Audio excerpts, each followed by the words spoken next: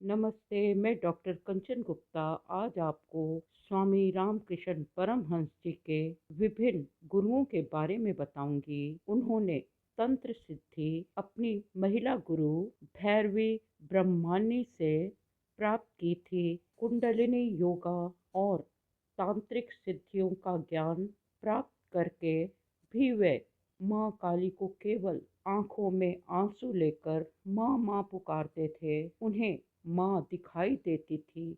जैसे ही माँ काली अदृश्य होती थी, वे उद्विग्न हो जाते थे और रोते थे।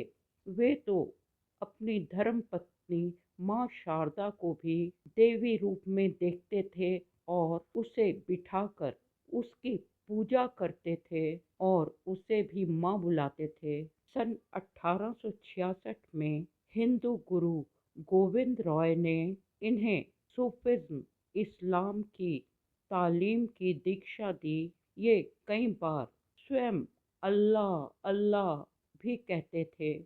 आध्यात्म के मार्ग में ईश्वर के नाम का कोई भेद नहीं। भेद हम मनुष्य कर रहे हैं और एक दूसरे को मार रहे हैं, उनसे लड़ाई कर रहे हैं। 1864 में एक बहुत ऊंचे लंबे नग्न नागा साधु, जिनकी बड़ी बड़ी बिखरी जटाएं थी, जो महानिर्वाणी अखाड़ा पंजाब से आए थे, तोतापुरी, अपने तीर्थ भ्रमण करते करते दक्षिणेश्वर आए। किसी भी स्थान में सन्यासी को 3 दिन से ज्यादा नहीं रहना होता। वे 3 दिन के लिए आए थे, परंतु उन्हें दक्षिणेश्वर में अधिक दिन रहना पड़ा। उनके अखाड़े में 700 सन्यासी थे, जिनके वे अधिपति थे।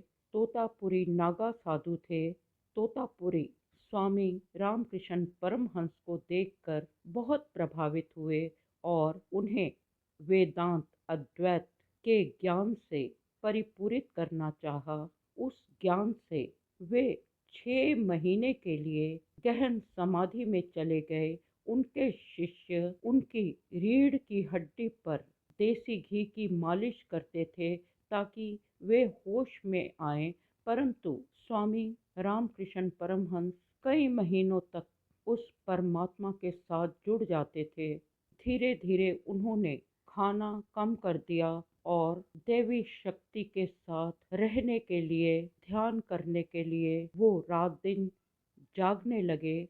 स्वामी रामकृष्ण परमहंस को तोतापुरी का पढ़ाया अधिक समझ नहीं आता था, तो तोतापुरी ने क्रोध में एक टूटे हुए कांच के टुकड़े को स्वामी रामकृष्ण के चक्र मस्तक पर प्रहार करते हुए क्रोध में कहा, यहाँ पर ध्यान लाओ। परंतु रामकृष्ण परमहंस तो केवल देवी काली से प्रेम करना जानते थे, माँ का वात्सल्य चाहते थे। परंतु माँ की कृपा से रामकृष्ण परमहंस के माथे की चोट शीघ्र ठीक हो गई और उन्हें कोई पीड़ा ना हुई। परंतु तोतापुरी को तुरंत दस्त लग गए और उन दस्तों में वे बहुत रुग्ण क्षीण हो गए, कमजोर हो गए। तब तोतापुरी ने सौगंध ली कि वे कभी क्रोध नहीं करेंगे। वो कभी जीवन में बीमार नहीं हुए थे, परंतु अब दस्त और उल्टियों से परेशान होकर वे कई दिन बंगाल में रहे और स्वामी रामकृष्ण परमहंस उन्हें खिचड़ी और पथ्य खिलाते रहे। इन घटनाओं को सुनने के लिए आप सबका धन्यवाद। धन्यवाद।